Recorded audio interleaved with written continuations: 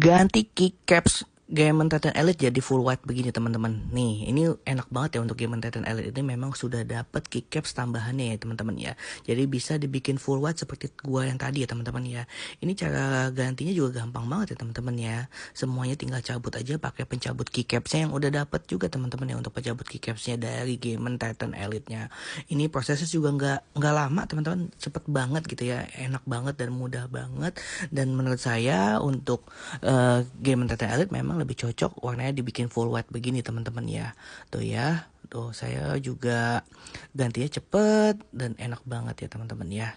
Dan gampang maksudnya ya. Jadi buat teman-teman nih yang pengen punya Game Titan Elite ya teman-teman ya. Untuk Game Titan Elite sendiri, kalau bisa memang kamu gak suka sama gradasi warna keycapnya bisa diganti jadi warna full white begini.